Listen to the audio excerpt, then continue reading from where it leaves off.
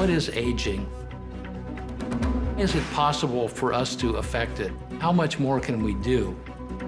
These are big questions. They're going to take us to answers that are going to be illuminating to mankind as a whole. Aging has become a hot topic. We are right now at a point where we can already develop strategies. Spritzen, Anregungs... Injections, stimulation methods, personal programs, pills. I never really thought about aging in terms of longevity of life. When I think of aging, I just think of more, I guess, just cosmetic, and how can we slow down the aging process so that we look younger and look more, in line with societal beauty standards these days. But this is really getting into the science of it, and what is it that makes us age? And if we can kind of isolate the thing that makes that happen, can we then prevent it? And if we are able to do that, what are the side effects or the consequences of that? So it's really just fascinating. Personally, I don't want to live to 122 years. I don't want to live to 150 years. I don't want to live to 300 years.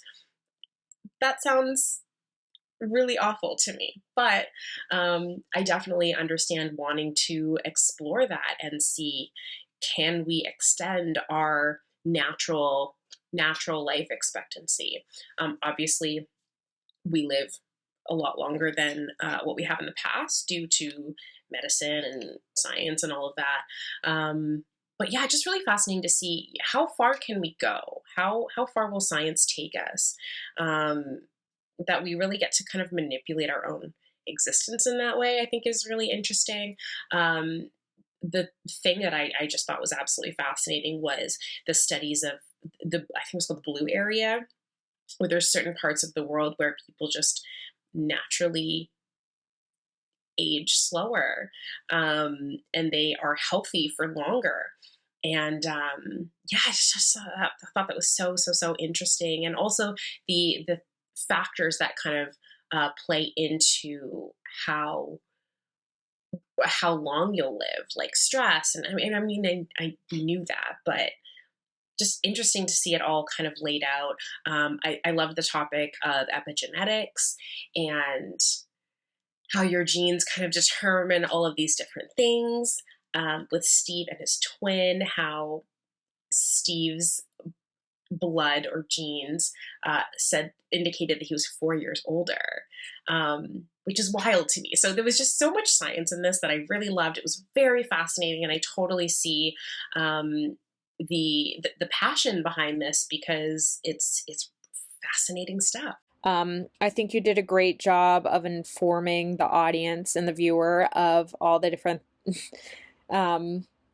mishaps that, as you will, that happen as you age, but also pulling from a great variety of sources, of people knowledgeable about this, people working against it. I love that, like, one of the first interviewees you have on is a young girl who's working to try to fight dementia and improve quality of life as we all age. And that's something that's not talked about that much outside of people with elderly family members or people who are aging themselves. So I think it was really interesting to watch and really informative. All the graphics were incredible. The quality was incredible. Just a really, really great documentary. This was a crazy documentary because I didn't even know this potential drug was like being formed.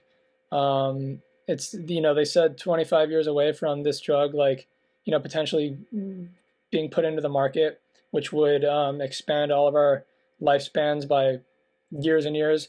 There is the argument that, like, what this would do to, like, overpopulation and like, the drug could threaten the foundations of, like, our social order, like the documentary said, and stuff like that, which is a super valid argument. People talk a lot about, like, wanting to live forever, but, like, do they really?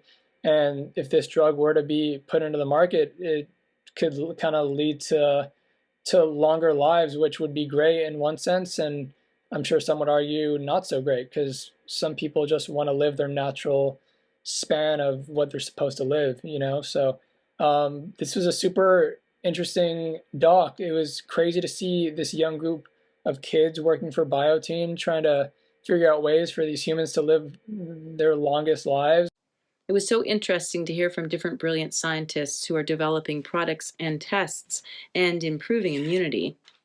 They seem to show positive results, often with big corporate funding. I was particularly amazed that one man's hair seemed to get darker after a study. Impressive.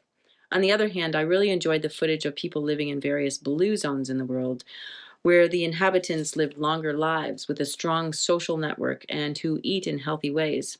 They also seem to have a certain genetic makeup that helps them live longer. Lots of striking drone footage of this area of Costa Rica, and also of wealthy cities like Hong Kong, where money is linked to long life.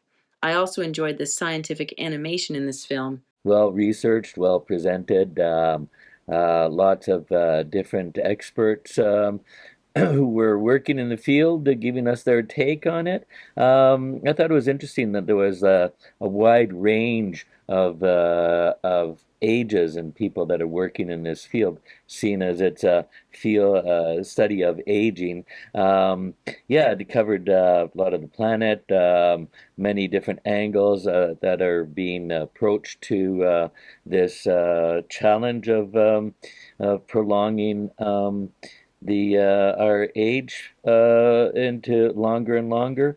So yeah, I thought it was an interesting and well done documentary, very informative and well put together, well presented. I love a good documentary. This one was informative. It kept me engaged, and it's a pretty interesting topic to tackle.